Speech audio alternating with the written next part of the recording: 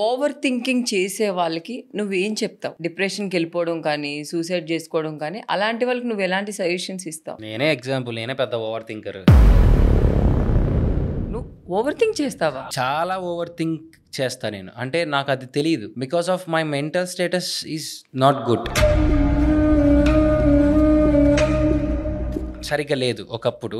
ఇప్పుడు కూడా ఓకే ఇప్పుడు పర్లేదు. కానీ నా థాట్స్ ఎలా ఉంటాయంటే, ఒక 8 సంవత్సరాల కింద జరిగిండేది కూడా ప్రజెంట్ రన్ అవుతుంది తెలియకుండా. నేను కరెక్ట్గా నిద్రపోయి ఎన్ని నెలలు అవుతుందో నాకు తెలియదు.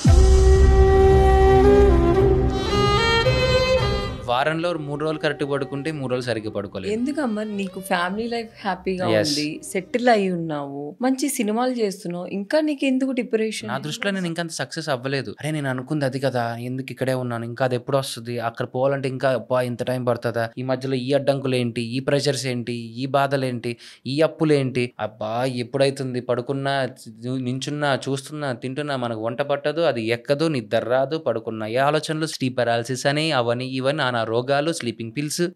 ఎస్, తర్వాత స్లీపింగ్ పిల్స్ నీ లైఫ్ లో I use to take anxiety tablets కానీ ఇవన్నీ ఆబ్వియస్లీ వచ్చాయి కూడా.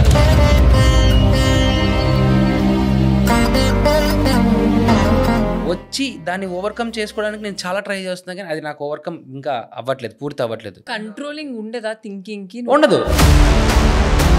ఎందుకంటే మన పాస్ట్ లైఫ్లో ఒక 10 years బ్యాక్ అయినా 15 years బ్యాక్ అయినా మనము తెలుసో తెలియకో గొడవలు పడో, కొట్లాట్లో, లేకపోతే బాధపడో, ఏడ్చో, ఏవోటి ఒక 30+ తర్వాత ఏమైందంటే ఇప్పుడు నీ యాక్చువల్ కెరియర్ స్టార్ట్ అయింది. సేవింగ్స్ అని, కార్ అని, హౌస్ అని, వైఫ్ అని, పేరెంట్స్ అని, డాడీకి మందులు, మమ్మీకి కేరింగ్, వాళ్ళని కేరింగ్, మన ట్రిప్స్ అని, అవని ఇవన్నీ జరిగేటప్పుడు అప్పుడంతా మనం చేసిన దరిద్రం ఊరుకుంటుందా? కర్మ ఖచ్చితంగా హిట్ అవుద్ది.